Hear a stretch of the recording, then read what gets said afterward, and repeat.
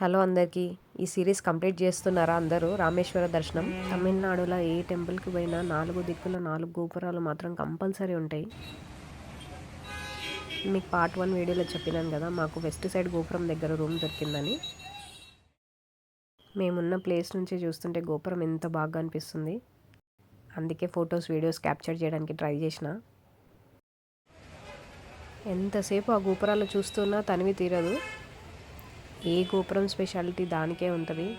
మేమున్నది west side గోపురం, కానీ east side గోపురంకి ప్రాముఖ్యత చాలా ఉంది. అది ప్రధానమైనది కూడా, ఎందుకంటే అది 53 మీటర్స్ 173 ఫీట్ హైట్ ఉంది కాబట్టి. వరల్డ్స్ లార్జెస్ట్ కారిడార్ ఈ టెంపుల్ సొంతం. లెంత్లో చూసుకుంటే 1200 మీటర్స్ 3937 ఫీట్స్. వింటుంటే ఎంత గ్రేట్ ఆర్కిటెక్చర్ అనిపిస్తుంది కదా. ఇప్పట్లోనే ఇంతమంది ఇంజనీర్స్ ఉన్నారు, అప్పుడు ఎట్లా కన్స్ట్రక్షన్ చేసి ఉంటారు అసలు ఇట్లాంటి టెంపుల్స్ అని క్వశ్చన్ మార్క్ వస్తుంది. నీ సన్నిధానానికి చేరుకున్నా, ఇదే నా అదృష్టంగా భావిస్తున్నాను. దండం పెట్టుకుంటున్నాను నేనైతే.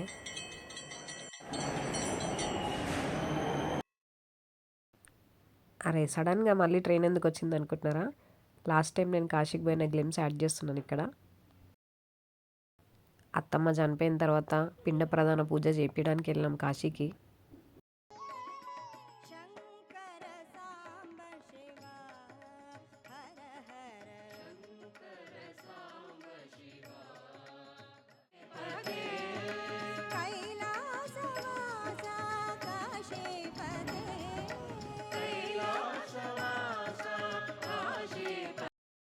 లాస్ట్ టైం నేను అంతా ఇన్ఫర్మేటివ్గా క్యాప్చర్ చేయలేదు ఫొటోస్ వీడియోస్.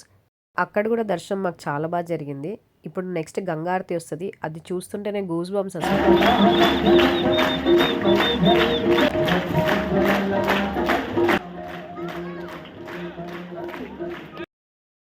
ఎగ్జాక్ట్లీ ఇక్కడ నుంచే కలెక్ట్ చేసిన నేను గంగా వాటర్. అప్పటికప్పుడు చేతిలో ఉన్న అక్వాఫినా బాటిల్లో స్టోర్ చేసిన. ఇంకా తీసుకున్న గంగా జలాన్ని శివయ్యకి రామేశ్వరంలో ఎప్పుడు కలుపుతానా అనిపించింది, కానీ అన్డౌటెడ్లీ నా కోరిక తీర్చిండు శివయ్య. నాకు కాశీ టెంపుల్స్లో కూడా చాలా మిరాకిల్స్ జరిగినాయి. నెక్స్ట్ నా కాశీ ట్రిప్లో నేను మీతో షేర్ చేస్తాను అవన్నీ కూడా. ఇక్కడ కనిపిస్తుంది కదా మా 3వ ఆడపడుచు. అందరికీ స్పెషల్గా నేనే సెలెక్ట్ చేసిన డ్రెస్సెస్ ట్విన్నింగ్ ఉండాలని. కమెంట్ చేయడం మాత్రం అస్సలు మర్చిపోకండి ఎట్లుందని. కాశీలో విశాలాక్షి అమ్మవారు. ఎస్, మనస్ఫూర్తిగా చెప్తున్నా, నా శివయ్య నా కోరిక నెరవేర్చిండు. కాశీ నుంచి తెచ్చిన గంగమ్మను నా చేతులతోటి రామేశ్వరంలో ఉన్న శివయ్యకి అభిషేకం కోసం తీసుకొని పోతున్నా. మనం తీసుకుపోయిన గంగా జలాన్ని రామనాథ స్వామి ఆలయం గర్భగుడిలో ఇస్తే సరిపోతుంది, వాళ్ళు అభిషేకంకి యూజ్ చేస్తారు. ఇది అయిపోయిన తర్వాత చాలా తృప్తి అనిపించింది నాకు. ఇంకా భోజనం చేద్దామని మురుగన్ మెస్కి పోతున్నాం. ఈ ప్లేస్కి రాజమౌళి కూడా వచ్చేది నన్ను క్యాప్చర్ చేయమని చూపిస్తున్నాడు మా ఆయన.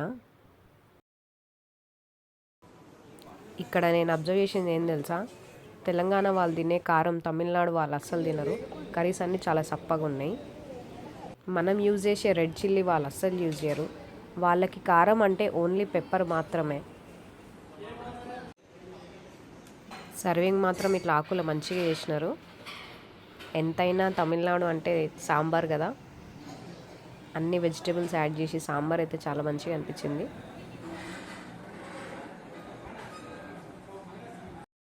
సైట్ సీయింగ్ ప్లేసెస్ కోసం మేము ఇట్లా ఆటో అయినా మాట్లాడుకున్నాం.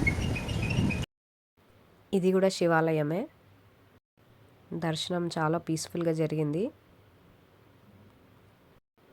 దీని పక్కన ఒక కుండ ఉంది, అది లక్ష్మణుడు క్రియేట్ చేసినాడు అనమాట. ఆ నీళ్ళని ఇట్లా తీర్థంలాగా ఇస్తున్నారు. వాటర్ కూడా ఎంత బాగున్నాయి కదా, గ్రీన్గా. దీని లోపలికి వెళ్ళడానికి అయితే లేదు అక్కడ, ఎందుకంటే సరౌండింగ్స్ మొత్తం గ్రిల్స్ పెట్టినారు ఇట్లా. బయటికి రాగానే శివుడు ఎంత బాగుంది కదా. ఇది నటరాజస్వామి దేవాలయం. నాట్యం చేస్తున్న స్వామి ఎంత అందంగా ఉన్నారు కదా. ఇది రాములవారి గుడి. అక్కడ కెమెరాస్ అస్సలు అలౌడ్ లేదు, అందుకే క్యాప్చర్ చేయలేదు. ఇది ఇంకొక తీర్థం, సీతమ్మ తల్లి కోసం చేసినారంట ఇది, కానీ ఇది మెయింటెనెన్స్ లేక అసలు ఎవరు యూజ్ చేయరంట. ఈ తీర్థం దగ్గర చూసిరా నాగదేవతలు ఎన్ని ఉన్నాయో.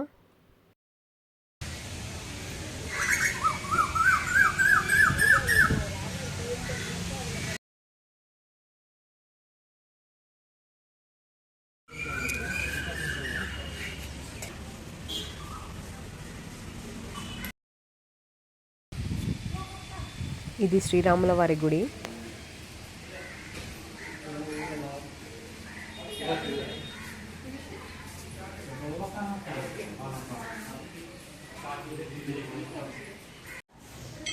దర్శనం చేసుకోండి మీరు కూడా.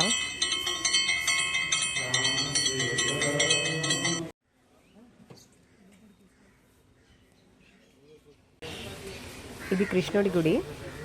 చాలా ప్రశాంతంగా ఉండే టెంపుల్. లోపల కెమెరాస్ ఫొటోస్ నాట్ అలౌడ్ అంటే నేను క్యాప్చర్ చేయలేకపోయినాను. రామేశ్వరం సిటీ సరౌండింగ్స్లో ఉన్న చిన్న టెంపుల్స్ కొన్ని కవర్ చేసినాను. ఇక్కడ నుంచి ధనుష్కోడికి వెళ్తాను, ఇండియాస్ లాస్ట్ రోడ్. దీన్ని కంటిన్యూషన్ పార్ట్ 4 వీడియో చూడండి. ఖచ్చితంగా సబ్స్క్రైబ్ చేయండి నా ఛానల్ని.